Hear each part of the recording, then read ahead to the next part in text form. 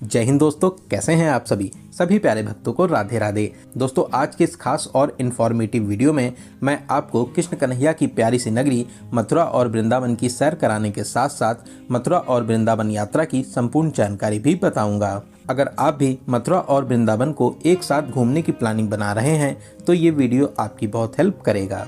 इस वीडियो में बात करेंगे आप यहाँ तक कैसे पहुँचेंगे, यहाँ पर होटल या धर्मशाला कहाँ पर लेना चाहिए, यहाँ पर दर्शन करने का सही तरीका क्या रहता है, दर्शन करने के लिए कौन कौन से प्रमुख मंदिर हैं, यहाँ पर खाने पीने की कैसी व्यवस्था है और वीडियो के लास्ट में बात करेंगे संपूर्ण बजट की। तो यात्रा से related A to Z complete information के लिए वीडियो को बिना स्किप किए एक बार पूरा जरूर देखें। तो चलिए आज मेरे साथ घूमिए कृष्ण कन्हैया की प्यारी सी नगरी मथुरा और वृंदावन में। कमेंट बॉक्स में राधे राधे जरूर लिखें।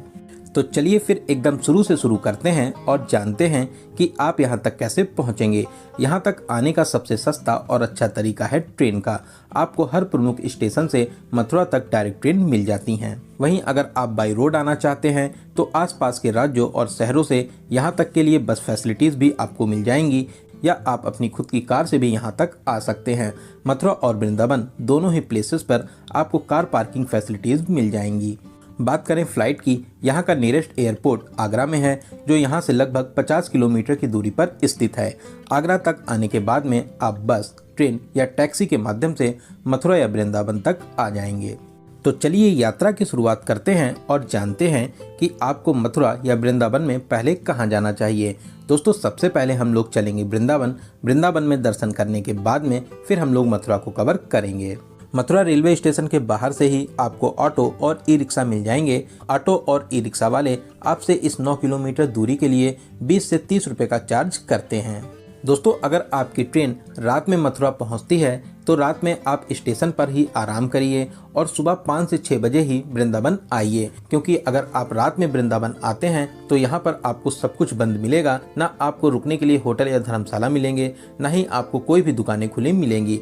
तो रात में आप स्टेशन पर ही आराम करिए। तो चलिए अब हम लोग पहुँच चुके हैं श्री पावन धाम वृंदावन, और अब हम लोग बात करते हैं रुकने की। आपको रुकने के लिए होटल या धर्मशाला कहाँ पर लेना चाहिए।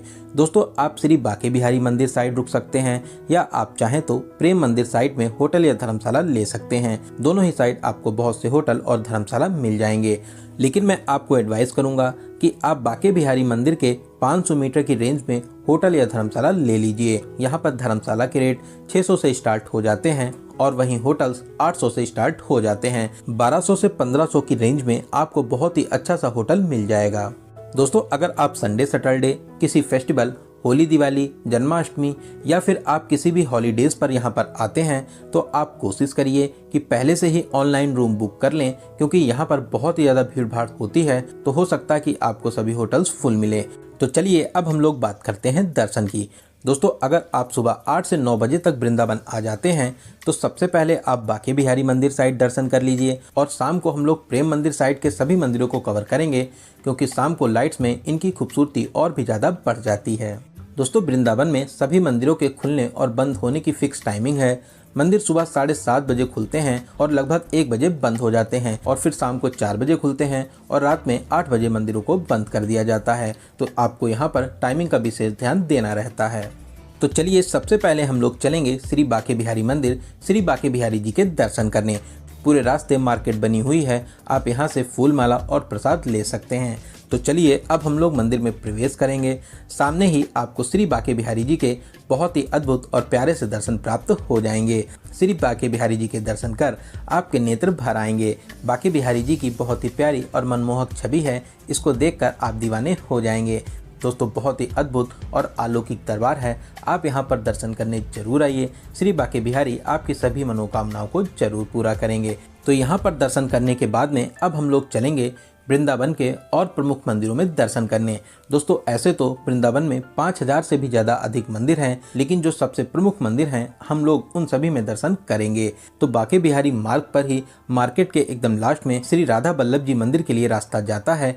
सीढ़ियाँ चढ़कर अब हम लोग चलेंगे श्री राधा वल्लभ जी के दर्शन करने। दोस्तों, ये मंदिर भी वृंदावन का बहुत ही अलौकिक और प्राचीन मंदिर है। यहाँ पर आप राधा वल्लभ जी के बहुत ही अद्भुत दर्शन को प्राप्त कर सकेंगे।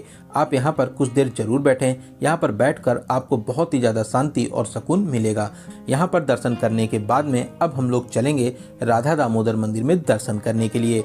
दोस्तों ऐसे तो आप एक मंदिर से दूसरे मंदिर तक ई रिक्शे से भी जा सकते हैं, लेकिन मैं आपको एडवाइस करूंगा आप कुंज गलियों से होते हुए दूसरे मंदिर तक पहुंचिए, क्योंकि इनकी दूरी 100 से 200 मीटर ही रहती है। तो कुंज गलियों से होते हुए अब हम लोग पहुंच चुके हैं राधा दामोदर मंदिर के पास में। मंदिर में प्रवेश कर राधा रानी और दामोदर जी के बहुत ही प्यारे से दर्शन प्राप्त करेंगे। यहाँ पर आप भक्ति भाव में जरूर झूमिए, आपको यहाँ पर बहुत ही ज्यादा अच्छा लगेगा। तो यहाँ पर दर्शन करने के बाद में अब हम लोग चलेंगे अपने अगले स्थान पर, जो है सेवा कुंज, जिसे निकुंज वन भी कहते हैं। निकुंज वन निधि वन का छोटा सा स्वरूप है। यहाँ पर राधा रानी का बहुत ही प्यारा सा मंदिर बना हुआ है। तो यहाँ पर दर्शन करने के बाद में अब हम लोग चलेंगे निधि वन। दोस्तों निधि वन भी अपनी विशेष मान्यताओं के लिए बहुत ही ज्यादा प्रसिद्ध है। ऐसी मान्यता है आज भी भगवान श्री कृष्ण रात में यहाँ पर मुरली बजाने आते हैं और साथ ही साथ 16,000 गोपियों के साथ में रास भी रचाते हैं। यहाँ पर कुछ प्रमुख मंदिर भी हैं, आप यहाँ पर दर्शन कर आशीर्वाद प्राप्त कर सकते हैं। दोस्तों निधि वन बहुत ही अलौकिक स्थान है, आप यहाँ पर दर्शन करने जरूर आइए। निधि वन के पास में ही शाहजी मंदिर भी बना हुआ है। ये मंदिर भी बहुत ही विशाल और प्यारी शैली में बना हुआ है। आप यहाँ पर राधा रानी और कृष्ण जी के प्यारे से दर्शन प्राप्त कर सकते हैं। तो शाहजी मंदिर में दर्शन करने के बाद में अब हम लोग चलेंगे श्री गोपीनाथ मंदिर और श्री राधा रमण मंदिर में दर्शन करने के लिए, जो यहाँ से मात्र 200 मीटर की दूरी पर ही स्थित है। दोस्तों ये मंदिर भी वृंदावन के बहुत ही प्रसिद्ध मंदिर हैं। यहाँ पर आप बहुत ही अच्छे तरीके से दर्शन प्राप्त कर सकते हैं। फिर यहाँ पर दर्शन करने के बाद में अब हम लोग चलेंगे कालीदे घाट, जो यहाँ से लगभग 100 मीटर की दूरी पर स्थित है। दोस्तों ये वही स्थान है जहाँ पर भगवान श्री कृष्ण ने कालिया नाग का वध किया था। सामने ही माँ यमुना की पावन धारा है, आप यहाँ पर स्नान कर सकते हैं, साथ ही साथ नौका विहार भी कर सकते हैं। यहाँ पर प्यारी प्यारी नाव में बैठकर बहुत से लोग नौका विहार करते हैं। यहाँ पर कुछ समय बिताने के बाद में अब हम लोग चलेंगे मदन मोहन मंदिर में दर्शन करने के लिए, जो यहाँ से लगभग 1 किलोमीटर की दूरी पर स्थित है। ई रिक्शे में 20 रुपए का किराया देकर अब हम लोग पहुँच चुके हैं मदन मोहन मंदिर के पास में। इस मंदिर को टीले वाला मंदिर भी कहते हैं, क्योंकि ये मंदिर ऊपर टीले पर स्थापित है। दोस्तों बहुत ही प्राचीन और अलौकिक शैली में ये प्यारा सा मंदिर बना हुआ है। आप यहाँ पर मदन मोहन जी के प्यारे से दर्शन कर आशीर्वाद प्राप्त कर सकते हैं। दोस्तों बहुत ही अलौकिक स्थान है, आप अपने लिस्ट में इस मंदिर को जरूर शामिल करें। दोस्तों अगर आप सभी मंदिरों में थोड़ा थोड़ा टाइम देंगे तो आप बहुत ही आराम से 1 बजे तक सभी मंदिरों को कवर कर लेंगे। तो यहाँ पर दर्शन करने के बाद में अब हम लोग फिर से आ जाएंगे बांके बिहारी मार्ग पर। यहाँ पर खाने पीने के लिए बहुत ही फेमस दुकानें हैं। आप यहाँ पर वृंदावन की बहुत ही फेमस मुकेश की लस्सी को ट्राई कर सकते हैं। साथ ही साथ आप देसी घी में बनी टिक्की का भी मजा ले सकते हैं। आप अगर चाहें तो यहाँ पर खाना पीना भी कर सकते हैं। वृंदावन में खाने पीने की कोई भी कमी नहीं मिलेगी। तो यहाँ पर कुछ खाने पीने के बाद में अब हम लोग अपने होटल में आकर आराम करेंगे और 3:30 बजे से 4 बजे के बीच में हम लोग चलेंगे प्रेम मंदिर साइड के सभी मंदिरों में दर्शन करने के लिए। बांके बिहारी चौराहे से आपको ऑटो मिल जाएंगे। 30 से 40 रुपए का किराया देकर सबसे पहले हम लोग चलेंगे वैष्णो देवी धाम में माता रानी के दर्शन करने। दोस्तों बहुत ही प्यारा और विशाल मंदिर बना हुआ है। यहाँ पर माता रानी की विशाल प्रतिमा भी स्थापित है। यहाँ पर बहुत ही अच्छे तरीके से गुफाओं का स्वरूप दिया गया है। मंदिर को बहुत ही खूबसूरती से बनाया गया है। दोस्तों विशाल प्रतिमा के नीचे बहुत ही बड़ा सा हॉल बना हुआ है, जहाँ पर माता रानी का बहुत ही अद्भुत और प्यारा सा मंदिर भी स्थापित है। तो यहाँ पर दर्शन करने के बाद में अब हम लोग चलेंगे अपने अगले मंदिर प्रेकांतुजू मंदिर में दर्शन करने के लिए। दोस्तों ये भी बहुत ही प्यारा सा मंदिर बना हुआ है, आप यहाँ पर भी दर्शन कर सकते हैं। यहाँ पर दर्शन करने के बाद में अब हम लोग चलेंगे वृंदावन के बहुत ही प्रसिद्ध मंदिर प्रेम मंदिर में दर्शन करने। दोस्तों प्रेम मंदिर बहुत ही खूबसूरत और अलौकिक मंदिर बना हुआ है। वृंदावन आने वाले सभी लोग यहाँ पर दर्शन करने जरूर आते हैं। लाइट्स में इसकी खूबसूरती में 4 चांद लग जाते हैं। लाइट्स में ये मंदिर और भी ज्यादा प्यारा लगता है। प्रेम मंदिर में बहुत सी झांकियां भी बनी हुई हैं। आप यहाँ पर कृष्ण कन्हैया को कालिया नाग के ऊपर नृत्य करते देख सकते हैं। यहाँ पर शाम को फाउंटेन शो भी होता है, जिसको देखने के लिए बड़ी संख्या में लोग आते हैं। इसके अलावा कान्हा जी एक उंगली पर गोवर्धन पर्वत को उठाए हैं। इसका दृश्य देखकर आप मनमोहित हो जाएंगे। दोस्तों बहुत ही प्यारा मंदिर है। शाम को आप यहाँ पर दर्शन करने जरूर आएं। शाम को यहाँ पर दर्शन कर आपको बहुत ही ज्यादा अच्छा लगेगा।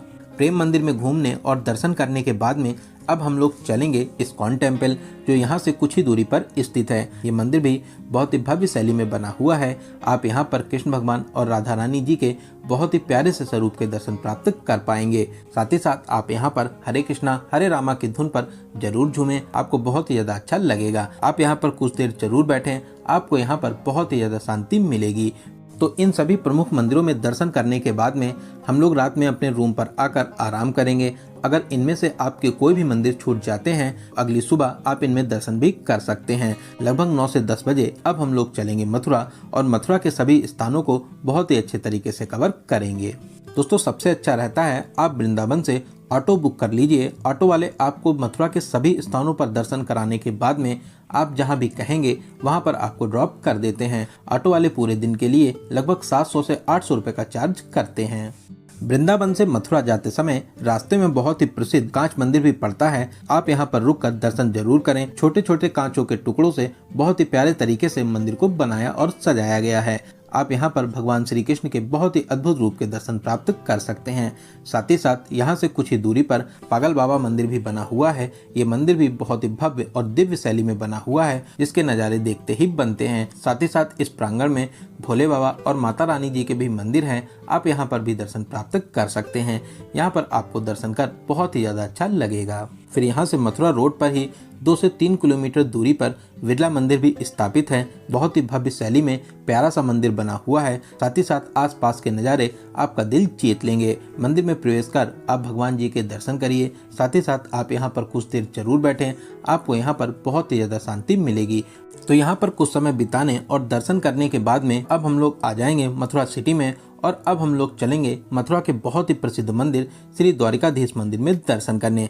दोस्तों, ये मंदिर बहुत ही भव्य दिव्य और अलौकिक स्थान है। यहाँ पर दर्शन करने से आपको नई ऊर्जाएं मिलती हैं। लाइन में लगकर द्वारिकाधीश जी के बहुत ही अद्भुत रूप के दर्शन करेंगे। जिस तरह से मंदिर बहुत ही प्यारे प्यारे रंगों से बना हुआ है, भगवान श्री कृष्ण आपके जीवन को भी खुशियों के रंगों से जरूर भरेंगे। दोस्तों, बहुत ही अलौकिक स्थान है। आपको यहाँ पर दर्शन कर बहुत ही ज़्यादा शांति मिलेगी।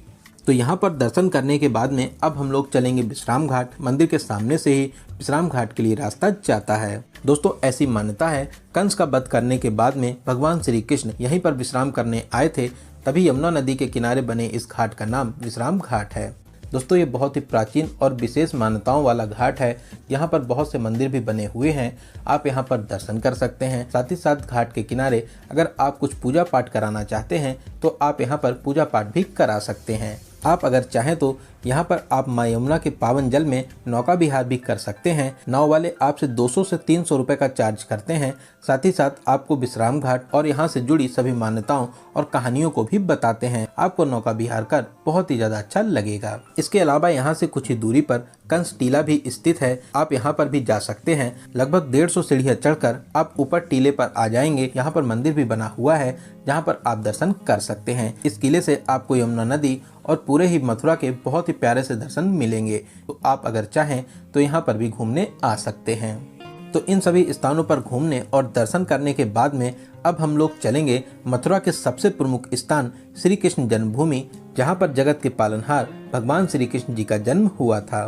दोस्तों, ऐसे तो आप यहाँ पर दिन में भी दर्शन करने आ सकते हैं, लेकिन मैं आपको एडवाइस करूंगा कि आप यहाँ पर शाम को दर्शन करने आइए। ऐसे तो ये मंदिर बहुत ही खूबसूरत बना हुआ है, लेकिन लाइट्स में इसकी खूबसूरती में 4 चांद लग जाते हैं। दोस्तों, मंदिर परिसर के अंदर मोबाइल फोन, बैग, जूता चप्पल और कोई भी इलेक्ट्रॉनिक सामान ले जाना मना है। यहाँ पर लॉकर्स बने हुए हैं जहाँ पर आप अपना सारा सामान जमा करने के बाद में रसीद प्राप्त कर सकते हैं। लॉकर में सारा सामान जमा करने के बाद में मुख्य द्वार से प्रवेश कर आप अंदर आ जाएंगे। दोस्तों, बहुत ही दिव्य और भव्य प्रांगण बना हुआ है। आपको ऐसा लगेगा कि आप सच में स्वर्ग में आ गए हैं। यहाँ पर 7 से 8 छोटे बड़े मंदिर बने हुए हैं। आप यहाँ पर दर्शन करते हुए आगे बढ़ते रहें और अब हम लोग आ जाएंगे जहाँ पर भगवान श्री कृष्ण जी का जन्म हुआ था। कारागार के स्वरूप में आज भी ये प्यारा सा मंदिर बना हुआ है। दोस्तों, यहाँ पर दर्शन कर खुशी से आपके नेत्र भर आएंगे। यहाँ पर दर्शन करने के बाद में फिर हम लोग और ऊपर आकर मुख्य मंदिर में प्रवेश करेंगे। दोस्तों, यहाँ पर कृष्ण भगवान और राधा रानी जी की बहुत ही विशाल छवि स्थापित है। आप यहाँ पर भगवान जी के दर्शन करें। साथ ही साथ कुछ समय आप यहाँ पर जरूर बैठिए। आपको यहाँ पर दर्शन कर बहुत ही ज़्यादा अच्छा लगेगा। तो इस प्यारे से मंदिर में दर्शन करने के बाद में अब हम लोग बाहर आकर लॉकर से अपना सारा सामान ले लेंगे। तो इन सभी स्थानों को कवर करने के बाद में आप अगर चाहें रात वाली ट्रेन से अपने घर के लिए वापसी भी कर सकते हैं। वहीं आप अगर यहाँ पर रुकना चाहते हैं तो मंदिर के सामने ही आपको बहुत से धर्मशाला और होटल मिल जाएंगे, आप यहाँ पर स्टे भी कर सकते हैं। तो चलिए दोस्तों, अब हम लोग बात करते हैं यहाँ पर आने का सबसे अच्छा समय कौन सा रहता है और आपको कितने दिनों का टूर प्लान बनाना चाहिए। दोस्तों, ऐसे तो पूरे ही साल ही मथुरा और वृंदावन में बहुत ही ज़्यादा भीड़ भाड़ होती है, specially Sunday Saturday, holidays, festival जैसे होली, दिवाली, जन्माष्टमी, रक्षाबंधन। इस टाइम पर तो यहाँ पर हर साल रिकॉर्ड तोड़ भीड़ होती है। वहीं अगर आप कम भीड़ भाड़ में दर्शन करना चाहते हैं तो आप इस टाइम को अवॉइड कर सकते हैं। तो चलिए अब हम लोग बात करते हैं सबसे ज़रूरी क्वेश्चन, बजट की। दोस्तों, मैं मान के चलता हूँ कि आप कम से कम 2 या 3 लोग तो यहाँ पर दर्शन करने आएंगे ही आएंगे, क्योंकि 2 या 3 लोगों में आपका बजट बहुत ही अच्छे तरीके से डिवाइड हो जाता है। तो अगर आप 2 डेज़ और 1 नाइट का प्लान करते हैं तो आप मान के चलिए कि 2000 से 2500 प्लस ट्रेन टिकट पर पर्सन के बजट में बहुत ही अच्छे तरीके से इन दोनों प्लेसेस को कवर कर लेंगे। वहीं दोस्तों, अगर आपके पास में बजट की कोई भी प्रॉब्लम नहीं है तो आप यहाँ पर बहुत ही VIP होटल ले सकते हैं। साथ ही साथ आप टैक्सी के माध्यम से पूरे ही यात्रा को कवर कर सकते हैं। तो दोस्तों, यहाँ पर मैंने आपको मथुरा और वृंदावन की हर एक छोटी बड़ी जानकारी को बहुत ही अच्छे और सही तरीके से बताने की पूरी कोशिश की है। अगर आपके फिर भी कोई क्वेश्चन रह जाते हैं तो आप हमें कमेंट के माध्यम से पूछ सकते हैं। बहुत ही जल्दी आपके कमेंट का रिप्लाई दिया जाएगा। दोस्तों, आप इस वीडियो को कहाँ से देख रहे हैं और आपको ये वीडियो कैसा लगा कमेंट बॉक्स में ज़रूर बताइएगा। अगर आपको ये वीडियो अच्छा लगा हो तो अपने एक लाइक से हमें मोटिवेट जरूर करें। साथ ही साथ अपने सभी फ्रेंड्स और रिलेटिव में ज़रूर से ज़रूर शेयर करें।